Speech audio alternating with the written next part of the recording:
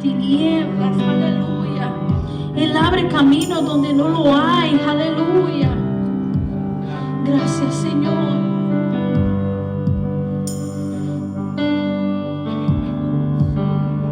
Gracias, Jesús. Aquí estás, debemos mover. Te adoraré, te adoraré. Aquí estás, obrando en mí. Te adoraré, te adoraré. Aquí estás, debemos mover. Te adoraré, yo te adoraré. Aquí estás, obrando en mí. Te adoraré y te adoraré y te llamamos milagroso. Abres caminos, cumples promesas, luz en tinieblas, mi Dios, así eres tú. Yeah, yeah. Milagroso, abres caminos, cumples promesas, luz en tinieblas, mi Dios, así eres tú. Aquí estás, tocando mi corazón, te adoraré, oh, te adoraré. Y aquí estás, sanando mi corazón. Gracias, Jesús. Te adoramos, Rey, te adoraré. Y aquí estás, tocando mi corazón. Te adoraré, aleluya, te adoraré. Y aquí estás, sanando mi corazón. Te adoraré, oh, te adoraré. Milagroso, abres caminos, cumples promesas, luz en tinieblas, mi Dios, así eres tú. Yeah, yeah. Milagroso, abres caminos, cumples promesas, luz en tinieblas, mi Dios, así eres tú. Yeah, yeah. Milagroso, abres caminos, cumples promesas, luz en tinieblas, mi Dios, así eres tú. Y así eres tú. Oh, así eres tú. Oh, así eres tú. Solo así eres tú. Y así eres tú. Oh, así eres tú. Oh, así eres tú. Solo así eres tú.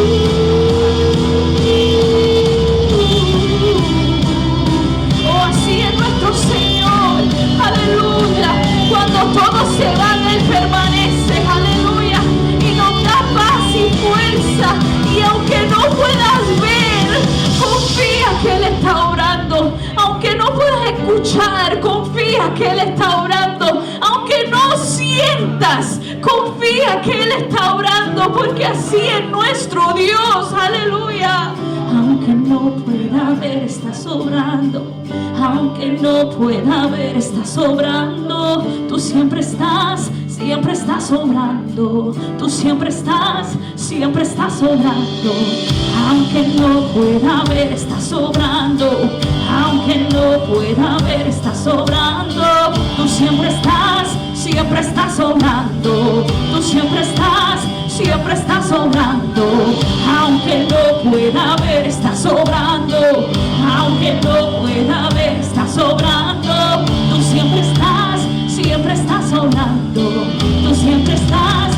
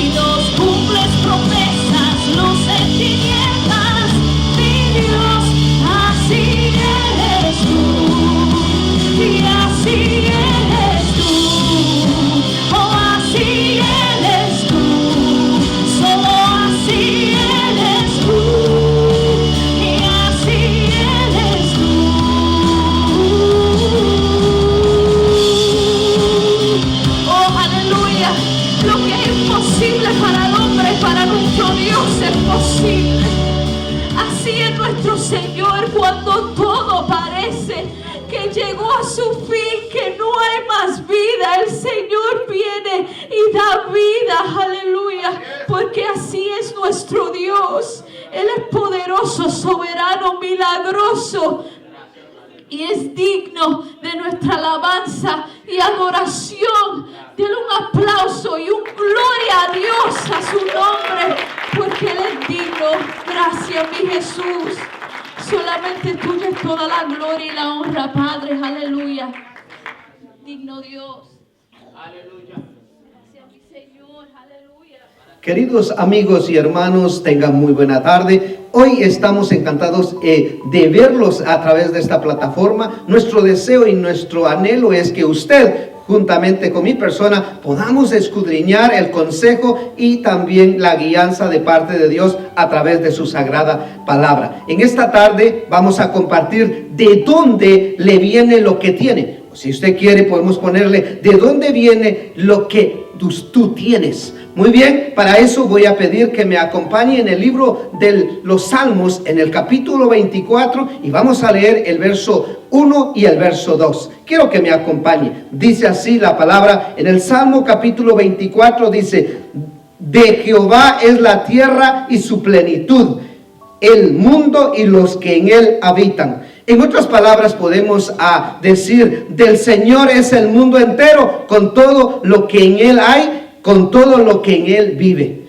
En el libro de Salmo capítulo 24 y verso 2 también dice: porque él la fundó sobre los mares y la afirmó sobre los ríos. En otras palabras podríamos decirlo, porque el Señor puso las bases de la tierra y la afirmó sobre los mares y los ríos.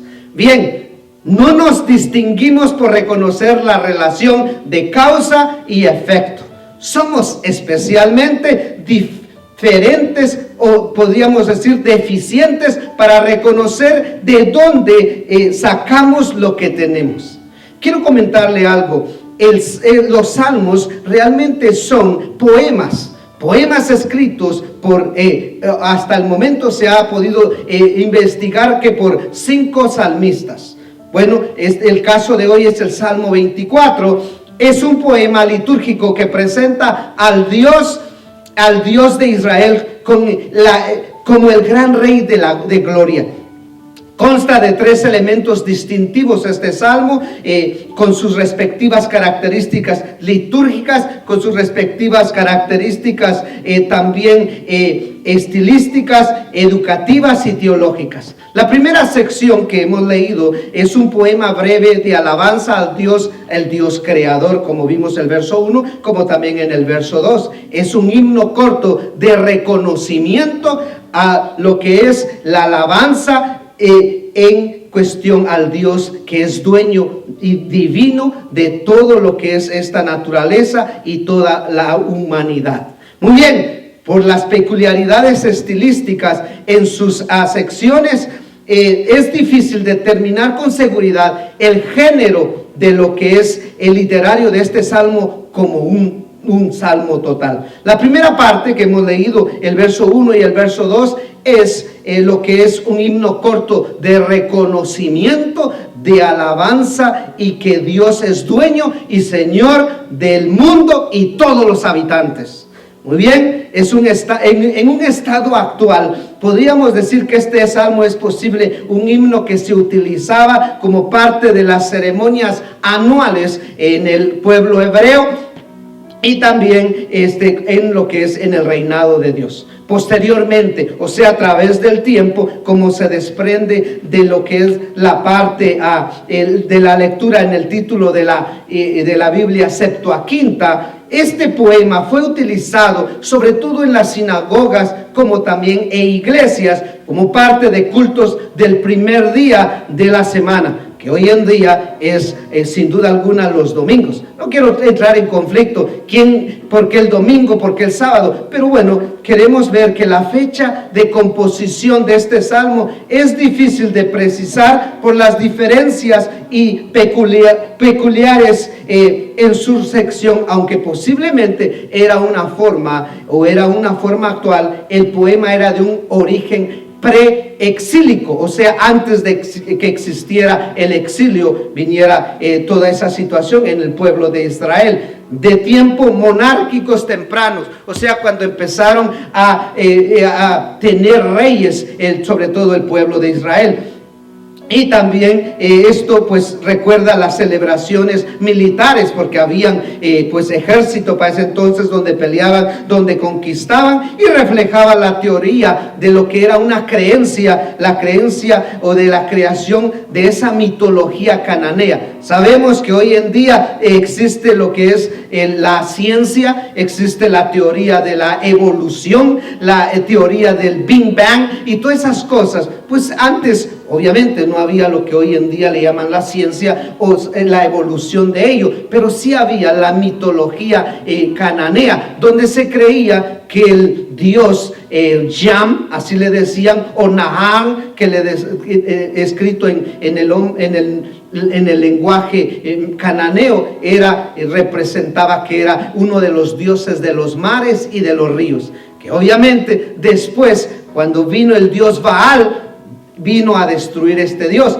Bueno, esa es la historia de aquellos tiempos, pero realmente hoy podemos ver que la estructura entonces de este Salmo 24 se depende, o sea, es más claro respecto a lo que es en sus marcas, muy marcas y diferencias temáticas y estilísticas. Mire, este salmo se compone de tres alusiones o de tres manifestaciones. Número uno es un himno de alabanza al Creador, y ha sido lo que hemos leído en este Salmo 24, verso 1 y verso 2. También da la identificación o identifica a los verdaderos adoradores, que si usted lo quiere leer en casa más detenidamente, habla del verso 3 al verso 6.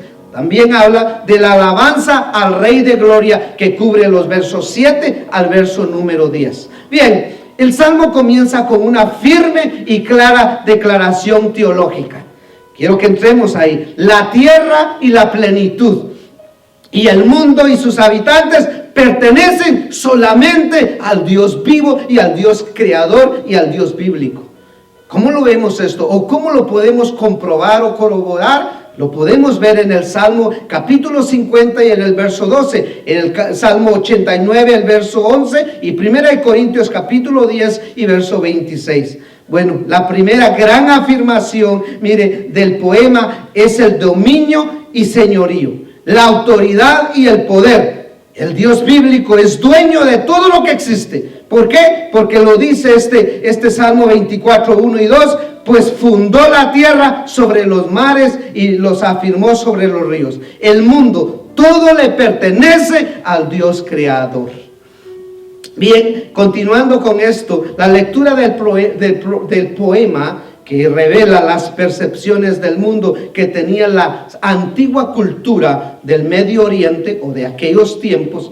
En esta época se pensaba que la tierra estaba sobre las aguas. También se decía o se sostenían por dos pilares o por algunos pilares que era parte de lo que es la composición de las montañas. Y una gran bóveda celeste había en medio que separaba las aguas que estaban sobre los cielos y también los que estaban en la tierra y debajo de la tierra. Bueno, eso era la creencia en ese entonces. Pero bueno, fundamentado en esas imágenes, ¿qué podemos hacer? El poeta, mire, hebreo, o sea, el poeta bíblico, demitoliza y también despersonaliza estas divinidades cananeas y las ubica en el plano de la naturaleza que ha sido creado solamente por el Dios vivo, el Dios de nuestra Biblia, el Dios de nuestro pasaje bíblico.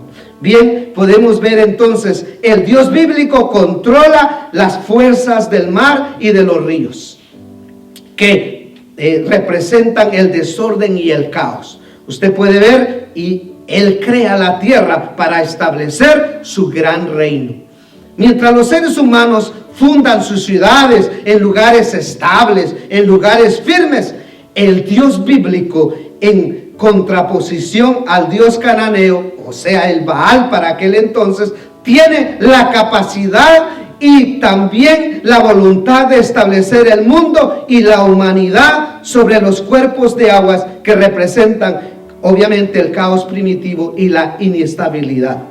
La creación bíblica es el establecimiento del orden divino al controlar y vencer las fuerzas antagónicas para ese entonces del caos. Veamos ahora, se pone claramente la manifestación de lo que es desde el comienzo del mismo poema, de este poema del capítulo 24. Él es de importante interés teológico para este poeta. ¿Por qué? Porque mire, destaca la capacidad creadora de Dios. Usted se ha dado cuenta, no sé, pero aquí en esta área donde nosotros vivimos, sobre todo se conoce como el noroeste de Estados Unidos, vea, nosotros podemos ir a los bosques y podemos ver pinos tan enormes, pero lo peculiar, lo hermoso es que estos pinos, cuando fueron formados o cuando fueron hechos por Dios, no les puso quizás una varilla o algo que los soportara para que existiesen muy rectos, muy empinados, muy exactos. Y mire, ese es el Dios creador y el Dios bíblico que ha hecho. Cuando nosotros vemos los ríos, cuando vemos las montañas, tenemos 2 montañas cercas de nieve, nosotros nos quedamos sorprendidos a ver con qué perfección, pero sobre todo con qué detalles lo ha hecho este Dios, el Dios bíblico. Y vea entonces, ha sido a través de la capacidad y la voluntad de nuestro Dios. La creación bíblica es el establecimiento nuevamente del orden, vea, del orden divino, y controla y a veces, mire, y vence las fuerzas, mire, de lo que es sus casualidades. Hermanos y queridos amigos, destaca, mire, este salmo, la capacidad creadora de Dios, en contraposición a la impotencia de las divinidades paganas. Esas divinidades que hoy lo podíamos similar o ponerlo paralelo a lo que la ciencia, a lo que la evolución quieren minimizar o quitarle el poder y también la autoridad y todo el control que nuestro Dios bíblico tiene. Y sobre todo también la pequeñez del conocimiento humano. Bien, en esta tarde tengo 3 puntos. El primer punto, la primera esencia, vamos a ponerlo, la expresión.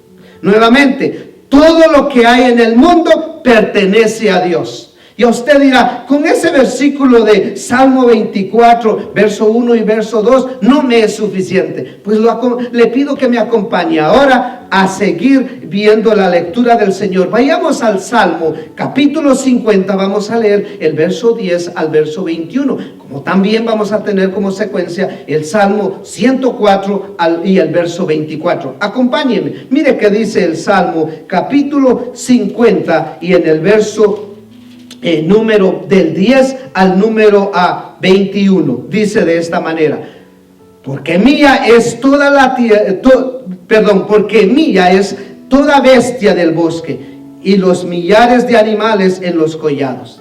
Vamos a hacerlo más sencillo, en un lenguaje más entendible. ¿Qué quiere decir este verso? Dice: porque míos son todos los animales salvajes, lo mismo que los ganados de las serranías.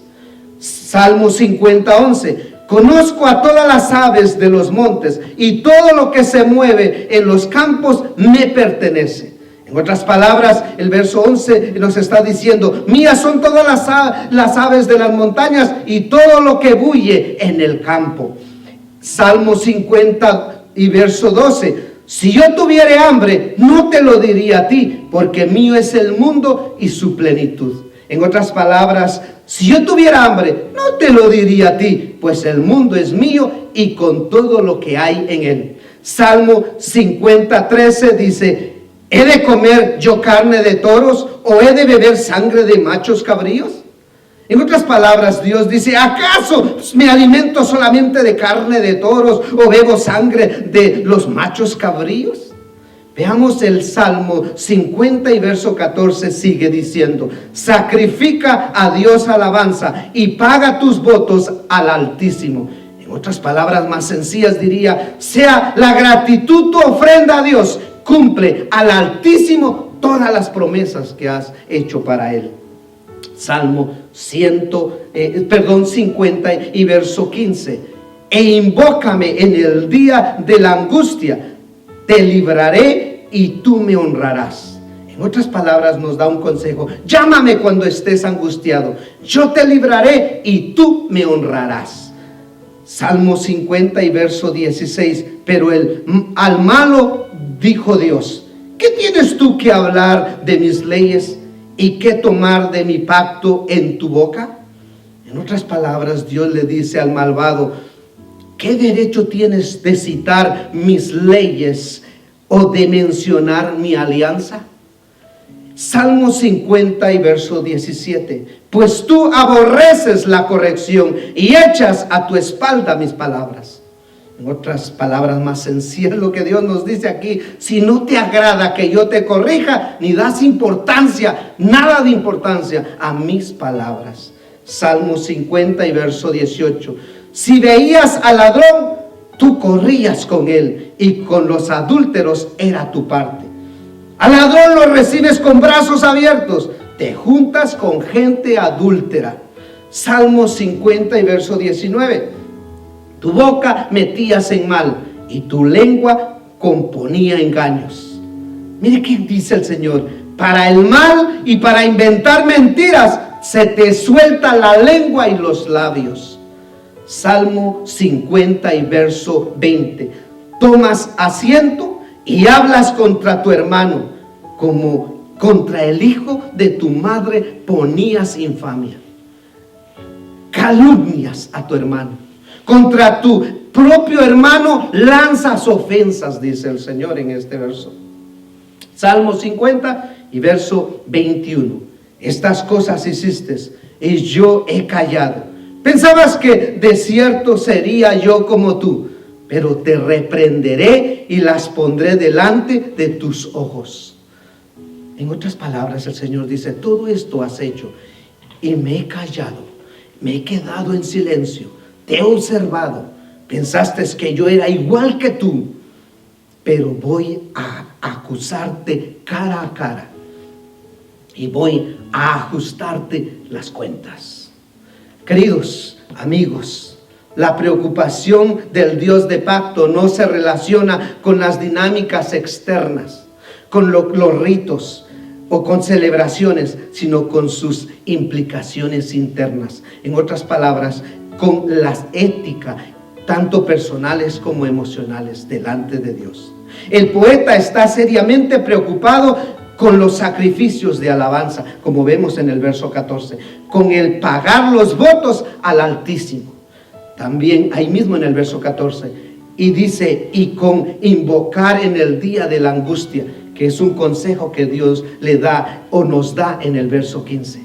La crítica poética o del poeta que se ha convenido en la voz de quienes no tienen voz se relaciona sobre todo en un asunto del corazón mismo, de la experiencia religiosa.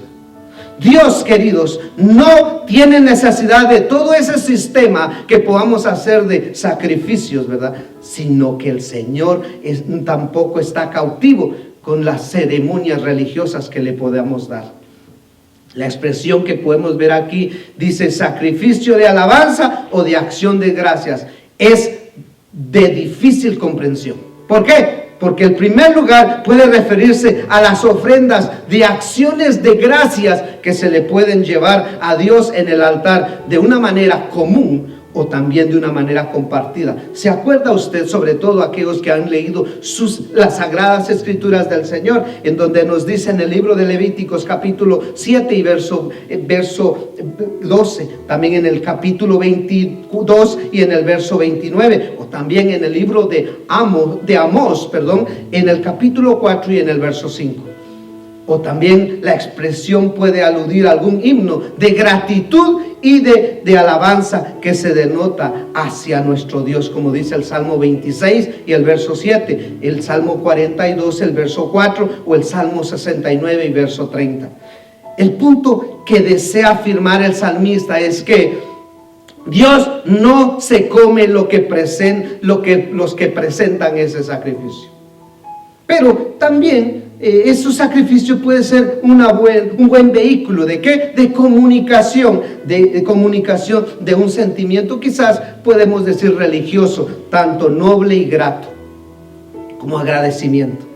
Pero veamos acá, pagar los votos al Altísimo se relaciona con las ideas de fidelidad, lealtad y responsabilidad. Eso es lo que el Señor desea más de nosotros, cuando reconocemos de dónde viene todo lo que tenemos.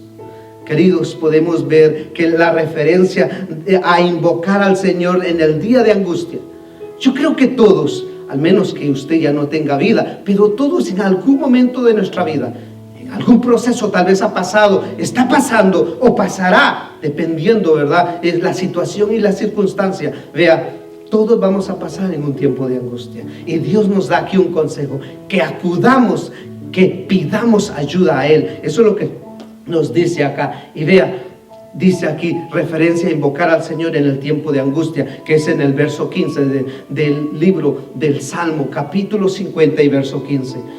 Pone de manifiesto la importancia de confiar y esperar en la intervención divina en el momento menos oportuno o más oportuno, cuando tenemos esa necesidad. El resultado de esta actitud de alabanza, vea, es la lealtad y la confianza y la liberación humana que da la honra a Dios. Como resultado de que ya somos liberados, como resultado de que ya hemos sido ayudados, como resultado que ya hemos sido apoyados y levantados por parte de Dios, entonces mire, viene que el ser humano empieza a honrar a Dios. Si usted y yo no hemos tenido esa ayuda, no hemos experimentado ese socorro, ese alivio de Dios, de ende no podemos ofrecer alabanza de Dios. ¿Por qué? Porque todavía no reconocemos de dónde viene aún lo que tenemos puesto hoy en día. Bueno, continuemos mejor con esto. Veamos entonces, Dios mismo se dirige a las personas malvadas, donde dice, para acusarles de una serie externa de acciones impropias e inadecuadas. Mire, vamos a centrarnos aquí. Quiero que vea aquí en el Salmo 50 y en el verso 17. Ahí Dios, mire, habla acerca de hipocresías respecto a las leyes e incumplimientos del pacto. Muchas veces nosotros decimos, o que hemos llegado a recibir a Dios, o queremos un favor de Dios. Decimos, Dios, si me concedes esto, mira, yo prometo seguirte, yo prometo servirte, yo prometo estar al servicio tuyo. Pero mire, Dios nos hace un recuento, porque dice acá la hipocresía respecto a las leyes e incumplimientos de esas promesas o de los pactos que tiene el Señor. ¿En dónde? En su palabra. El verso 16 también nos habla del rechazo a la corrección y a la desobediencia. Es el verso 17. El verso 18 nos menciona de robos y de adulterios. El verso 19 dice de mentiras. El verso 20 y calumnias. No se cumplen varios de los 10 mandamientos, particularmente los que se relacionan con el prójimo, los que organizan las dinámicas sociales o de la comunidad. Hay violación a las leyes de propiedad. ¿Por qué? Porque hay robos. Usted puede ver, hay saqueos. Usted puede ver, mire, que se meten las personas a robar de una manera, bien sea física o de una manera intelectual también. Se han ofendido sobre todo la integridad familiar y matrimonial. ¿De qué estoy hablando? Del adulterio, que afecta a todos aquellos nuestros seres queridos. Y se ha roto con el fundamento de la fraternidad. ¿Por qué? Porque se levantan calumnias y falsos testimonios. Vea, la crítica divina no se relaciona con dinámicas y mecánicas de sacrificios, sino que la falta del cumplimiento de las leyes que pone de manifiesto unas relaciones personales y justas, muy impersonales e impersonales justas.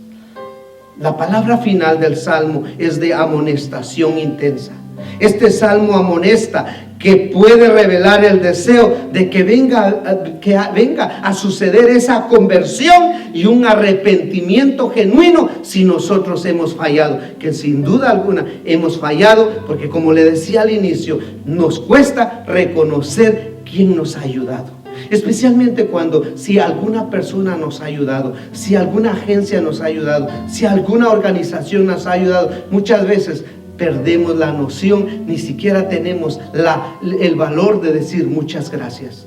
Bueno, hoy en día, si no tenemos el valor de abrir la boca, podemos usar en los medios sociales, un texto, quizás una grabación, qué sé yo, para no tener que encarar o enfrentarnos y decirle gracias a esas entidades. Pero veamos, para la gente que se olvida de Dios, es una referencia a las personas descritas como gente malvada, dice el Señor. Cuando no reconocemos, cuando no venimos a valorar de dónde viene todo lo que tenemos. Ahora, querido amigo, querido hermano, te quiero decir algo. Nosotros no valoramos cuando muchas veces tenemos las cosas. Mira, te voy a decir algo. En esta semana he sabido, he conocido y he experimentado de hermanos y amigos que han pasado situaciones con el virus, que algunos hasta han llegado a tener situaciones respiratorias, que han tenido que usar oxígeno. Antes nunca valoraban el oxígeno, pero ahora, bajo esas circunstancias, dan gracias. Y tú y yo, que tenemos ese privilegio, para mi pensar, para mi opinión, este es un arte más bello, el de poder respirar y libre y poder tener esta atmósfera. Aunque dice el mundo que está contaminado, pero todavía Dios está limpiando y purificando la atmósfera. No es motivo para ser agradecidos y reconocer que aún el oxígeno, como dice el libro de Job, que el Señor lo pesa y también nos lo da en grandes proporciones. Bien, vamos a leer ahora el Salmo capítulo 104 y el verso 24, que dice de esta manera: cuán innumerables son tus obras, oh Jehová, hiciste todas ellas con sabiduría, la tierra está llena de tus beneficios. Pongámoslo en palabras más sencillas. ¿Qué nos dice este salmo? ¿Cuántas cosas has hecho, Señor, creador y el diseñador de este mundo?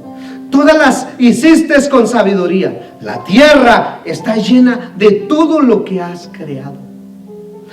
Esta parte del poema comienza con una magnífica doxología. ¿Qué significa? Es una palabra griega, o mejor dicho, con el mejor conocimiento, que reconocer la grandeza divina de Dios.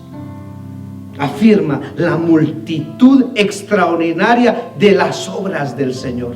Si tú vas al bosque, si vas a la selva, si vas a la playa, si vas al océano, a donde vayas, vas a ver cosas tan maravillosas que ni aun los mejores arquitectos que puedan existir, que han existido, mejor dicho, y que puedan existir hoy en día, lo pueden diseñar como lo ha hecho el creador de este universo. Y ese es el Dios bíblico, el Dios todopoderoso.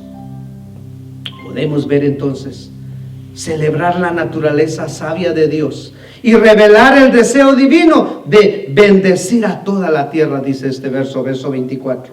Añade además que esa sabiduría divina ha permitido la navegación y también la vida a una multitud incontable de animales, tan pequeños como grandes, tanto históricos como también mitológicos, podríamos agregarlo. Mira, te quiero compartir algo.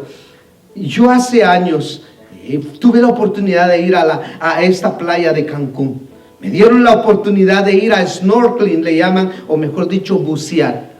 Yo, a través de mis años, a través de que me gusta ver mucho el canal de History Channel, como dicen en su país, o mejor dicho, en Estados Unidos, el canal de histórico, y había visto bastante, lo que me gusta ver todas las maravillas que este canal va a investigar y proyecta a toda su audiencia. Pero cuando tuve la experiencia personal y tuve la experiencia de ir ahí y me metí a lo profundo del mar y pude ver una maravilla, una sinnúmero de colores de peces, diferentes formas, diferentes tamaños, y ver todo lo que es el coral que hay todavía por esa región, como también por la región de Belice. ¡Qué maravilloso! Me quedé atónico, porque realmente no se puede comparar. Pensamos que ya hemos visto todo, pero todavía nos queda ver muchas cosas. Y ahí es donde yo pude reconocer lo que Dios ha hecho, pero lo ha hecho con sabiduría. Veamos ahora. Dios tiene un derecho de control absoluto sobre todas las cosas. Dios permite, como también Dios no puede permitir ciertas cosas. Dios le concede al hombre cierto grado de libertad. El hombre puede pararse ante Dios y luchar con Él acerca de esto tan bello que llamamos vida. Segunda verdad y segundo principio que quiero dar es ejemplos. Podemos citar hoy un sinnúmero de ejemplos bíblicos. Muchos personajes bíblicos lucharon con Dios y ¿saben qué sucedió? Lo pagaron, pero lo pagaron muy caro. Acordémonos en el caso de Adán, el primer hombre bíblico, de acuerdo a los oráculos de nuestro Dios. ¿Qué pasó? Desobedeció. Y dijo esto: puesto que por la desobediencia he perdido el vestido de santidad que recibí del Espíritu, y ahora reconozco merecer este vestido que no produce ningún placer alguno, sino que me muerde y me lastima el cuerpo día a día. En el caso de Abraham, ¿se acuerda usted? Enfrentó una situación en el futuro, ¿y qué hizo? Decidió irse por la gran hambruna a lo que es a Egipto sin consultar a Dios. Vemos el caso de Isaac. Isaac llevó el mismo patrón y siguió el ejemplo de su padre, presentando a su propia esposa como una hermana, por temor aparentemente. Vemos el caso de Jacob, el usurpador de la primogenitura, que tiene mucho valor en lo que es esta cultura hebrea. Y todo lo que tuvo que hacer, y todo lo que tuvo que, y cómo tuvo que huir también. Vemos el caso de Moisés. Vea, Moisés fue un gran caudillo, Moisés fue un gran personaje, pero también tuvo esto, que él presentó o representó a Dios como un Dios de ira, como un Dios enojado, porque cuando se le dio la ordenanza de decir, ve y toca con la vara la roca de Oreb, ¿qué hizo? Descargó su ira y representó a Dios de una manera no correcta. ¿Y qué pasó? No pudo entrar a la tierra prometida en lo físico. Vemos el caso de Saúl. Hizo holocaustos con animales que ordenó Dios que los exterminaran por completo. Y el profeta vino y dijo, ¿por qué están esas vacas haciendo ruido? Y dice, es que voy a hacer un holocausto, cuando no se le dijo que hiciera eso. Vemos el caso de David. Planeó muy estratégicamente, muy tácticamente, ¿verdad? De la muerte de su siervo. ¿Para qué? Para cometer adulterio. Vemos el caso de Jonás. Jonás huyó de sus responsabilidades como profeta. Jonás se le hubiera dado la advertencia de que tenía que ir a anunciar nada más estas palabras: en 40 días este pueblo de Nínive se destruirá si no se arrepienten. Eso era todo. No tenía que ir a dar un sermón, no tenía que ir a dar una gran alegoría, simplemente un mensaje. ¿Y qué pasó? Se fue al lado equivocado. Acordémonos también de Demas. Sí, Demas. Demas abandonó y falló de apoyar al apóstol Pablo cuando más se lo necesitaba. Podríamos mencionar un montón de más personajes, pero vamos a tener suficientes con esos. Veamos ahora el tercer punto o la tercera verdad: explicaciones. ¿Cuál es el problema? Realmente, ¿cuál es el problema? Mire, Dios tiene toda la voluntad y el derecho de detener todo lo que nosotros poseemos hoy. Pero podemos ver que la voluntad buena de Dios, la voluntad es lo mejor para nosotros. ¿Usted se ha dado cuenta que tal vez el día de hoy ni siquiera le hemos agradecido a Dios? Ni siquiera hemos tenido la comunicación con Dios a través de la oración. Sin embargo, Dios nos sacó el sol. Dios nos sacó la lluvia para aquellos que estamos experimentando y nos ha proveído de todo. Y muchas veces nuestra actitud es como que lo merecemos, que somos dignos de aportarlo o de tenerlo. Muchas veces luchamos tercamente contra ella, con la buena voluntad de Dios. Ahora, ¿cuáles son los síntomas de todo esto? Los síntomas son que muchas veces nuestra asistencia a la iglesia es esporádica o podríamos decir irregular. Vamos a servir a Dios, vamos a buscar de Dios, vamos a anhelar de Dios como la última instancia, después de que haga esto, después de que haga lo otro, después de que haga mis labores cotidianas, después de que vea quizás mis entretenimientos y mis hobbies, y si me sobra o si me queda un poco, pues doy sobras a Dios. ¿Cuáles son los síntomas? Una manera de servir inconstantemente, inconsecuente y de la que no se puede depender. Recuerde que en el inicio de esta tarde estábamos diciendo, muchas veces prometemos a Dios cuando queremos un favor de Él, pero muy pronto, muy rapidito, en cuestión de chasquidos, se nos olvida hacer o responder, o mejor dicho, cumplir con eso. Y muchas veces, mire, todo lo que decimos realmente no tiene una dependencia. Las devociones son ocasionales e informales. En otras palabras, acudimos cuando sentimos que el agua, como decimos vulgarmente, nos está llegando aquí en la barbilla, nos está llegando quizás en la boca, ya ha traspasado los labios, está por llegar a nuestra nariz. Cuando empezamos y recordamos y acudimos a Dios. E informalmente venimos alocados y ahora sí necesito de Dios. Dios nos recuerda en el Salmo 50 que Él siempre va a estar atento. Él siempre va a estar, a pesar de lo que seamos, a pesar de lo que hemos hecho. Dios nos da una oportunidad que vengamos a reconciliarnos, pero sobre todo a tener una reconciliación y un arrepentimiento genuino. En otras palabras, sincero delante de Él. ¿Cuál es otro de los síntomas? La participación a medias o indiferente. Muchas veces tenemos nuestra actitud de decir, si me alcanza, si cubro todas mis necesidades físicas, mentales, emocionales, almáticas, entonces los restos, las sobras, hay un lenguaje que emplean la iglesia amarillenta que dice, las limosnas se lo doy entonces a Dios. Queridos, Dios nos hizo y nos dio lo que tenemos. No nos olvidemos de eso. Aún el oxígeno que respiramos hoy en día. Él tiene un plan para nosotros, pero un buen plan, no cualquier plan.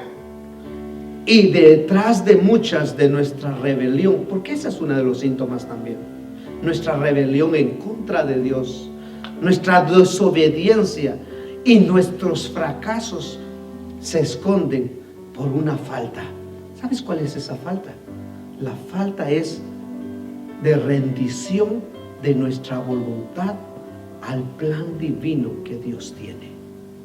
Querido amigo, querido hermano, querido oyente, quiero invitarte en esta tarde a que reflexionemos, a que reconozcamos que todo lo que tenemos, yo te podría dar una lista tan grande, pero yo creo que no ese es el motivo, sino que tú mismo puedes ver qué es lo que tienes hoy en día.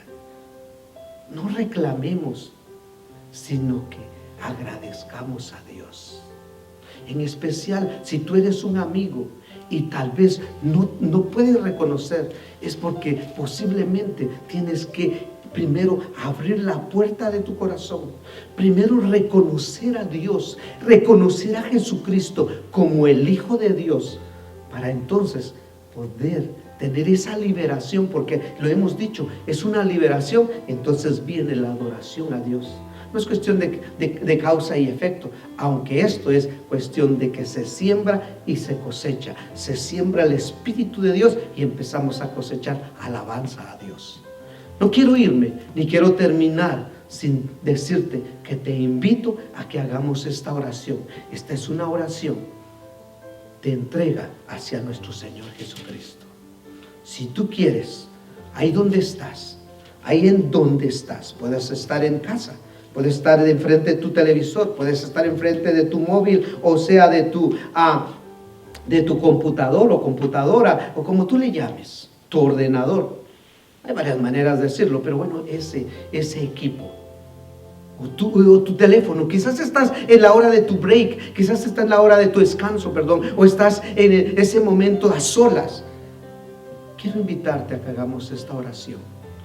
Y de ende, después tú y yo vamos a reconocer de dónde viene todo lo que tenemos. Aún hasta los cabellos, aquellos que todavía tenemos, o aquellos que tenemos pocos, podemos reconocer y dar gracias a Dios. Ahí donde estás. Yo tengo esta costumbre. Tú puedes hacerlo con tus ojos abiertos, pero tengo esta costumbre de inclinar mi rostro y cerrar mis ojos y hacer esta oración conmigo. ¿Quieres hacerlo? Quiero invitarte ahí donde estás. Vamos a decir: Señor Jesús, sé que soy pecador y que necesito perdón. Sé que moriste en la cruz por mí. Me arrepiento de mis pecados y te pido perdón. Te invito a que entres en mi corazón y en mi vida. En este momento confío en ti como mi Salvador y prometo seguirte como mi Señor y como mi Salvador. Gracias por salvarme, Señor. Gracias. Gracias, bendito Dios. Que el Señor te bendiga. Hasta la próxima.